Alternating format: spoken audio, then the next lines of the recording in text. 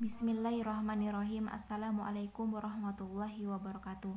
Kami dari kelompok 6 ingin mempresentasikan diskurs analisis dan studi kasus.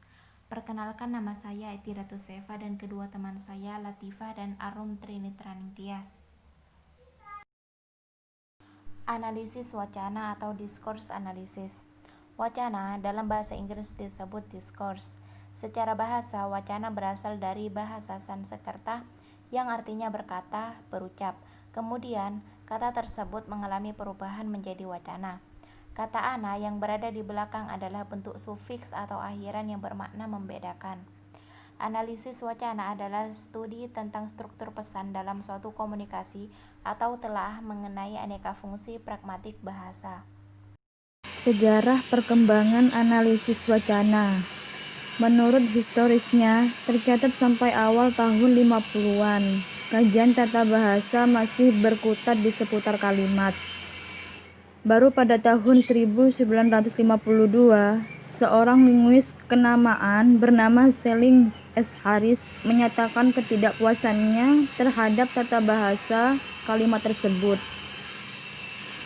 Di Amerika muncul pendekatan sosialinguistik yang dipelopori oleh Del Haynes yang antara lain mengkaji masalah percakapan, komunikasi, dan bentuk sapaan yang nantinya akan berkembang menjadi kajian wacana yang lebih luas.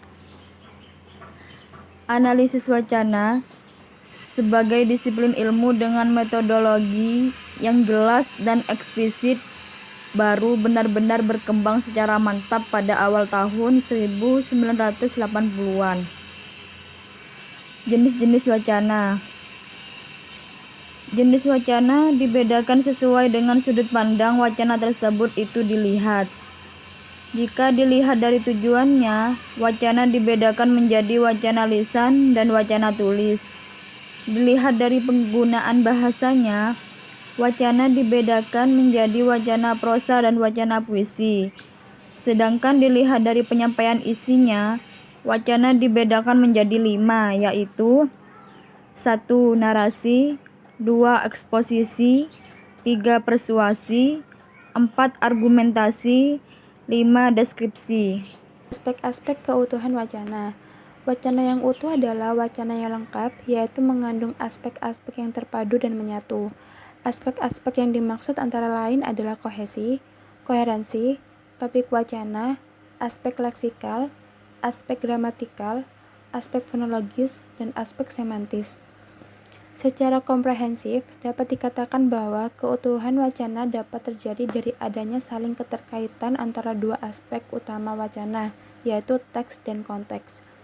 Beberapa aspek pengutuh wacana yang disebutkan di atas dapat dikelompokkan ke dalam dua unsur, yaitu unsur kohesi dan unsur koherensi. Kohesi sendiri dalam wacana diartikan sebagai kepaduan bentuk yang secara struktural membentuk ikatan sintaktik. Kohesi wacana terbagi ke dalam dua aspek, yaitu kohesi gramatikal dan kohesi leksikal.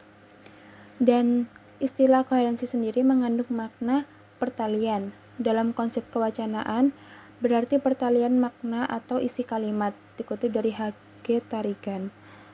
Pada dasarnya, hubungan koherensi adalah suatu rangkaian fakta dan gagasan yang teratur dan tersusun